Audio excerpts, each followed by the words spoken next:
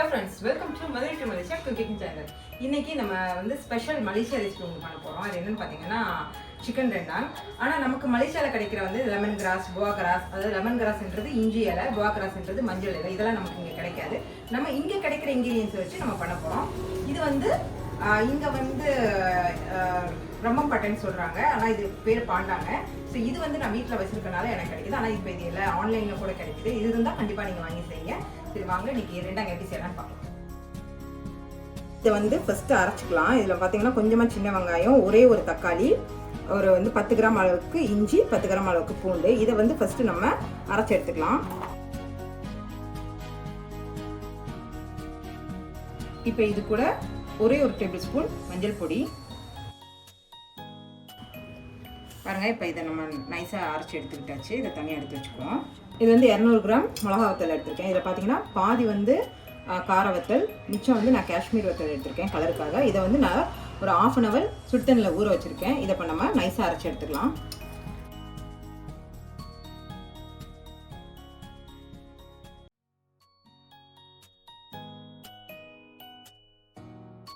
இப்போ நம்ம சிக்கன் எடுத்துருக்கோம், நல்லா வாஷ் பண்ணியாச்சு. இதை வந்து ஃபஸ்ட்டு வந்து நம்ம பொரிச்சு எடுத்துக்கலாம் சிக்கனை. இதுக்கு பொரிக்கிறதுக்கு வந்து நான் கொஞ்சமாக இஞ்சி பூண்டு சேர்க்குறேன்,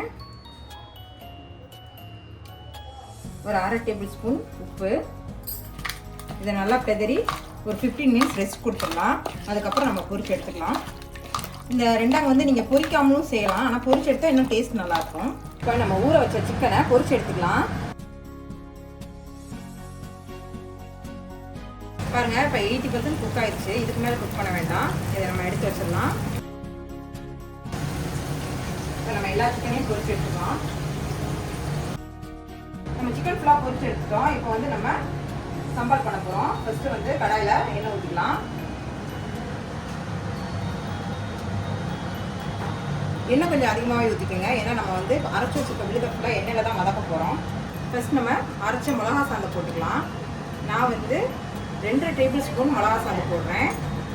நான் இதுக்கு வந்து சிக்கன் வந்து 3/4 கிலோ எடுத்திருக்கேன், அதுக்கு 2 டேபிள் ஸ்பூன் போடுறேன். காரம் வந்து உங்களுக்கு தகுந்த மாதிரி போட்டுக்கோங்க. இப்போ இதை எண்ணெயிலே நல்லா வதக்கிக்கலாம்.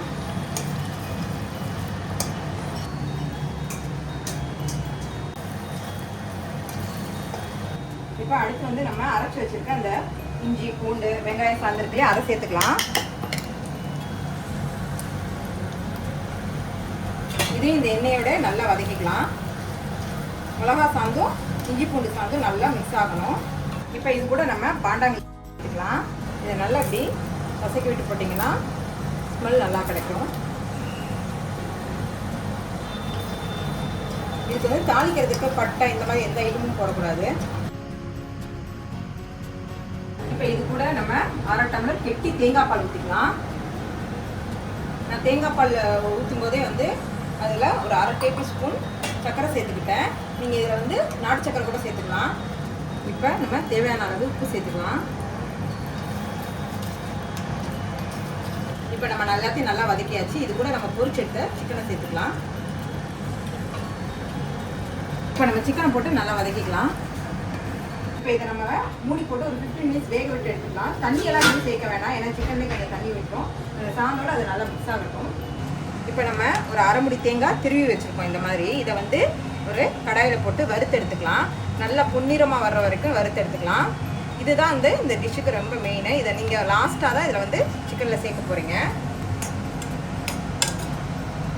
பாருங்கள், இப்போ நான் நல்லா பொன்னிறமாக வறுத்து எடுத்துக்கிட்டேன். இந்த மாதிரி வறுத்து எடுத்தால் தான் சிக்கனுக்கு சேர்க்கும் போது ரொம்ப டேஸ்ட்டாக இருக்கும். இப்போ சிக்கன் நல்லா வெந்துருச்சு.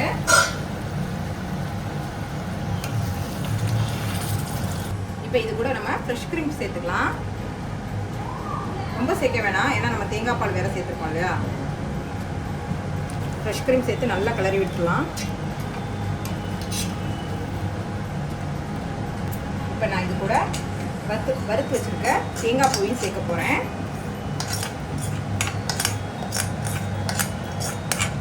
தேங்காய் பூவை கடைசியாக தான் சேர்க்கணும்.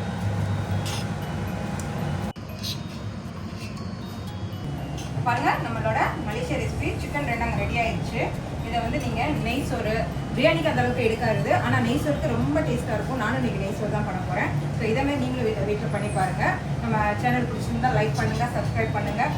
நெக்ஸ்ட் ஒரு சூப்பரான வீடியோ உங்களுக்கு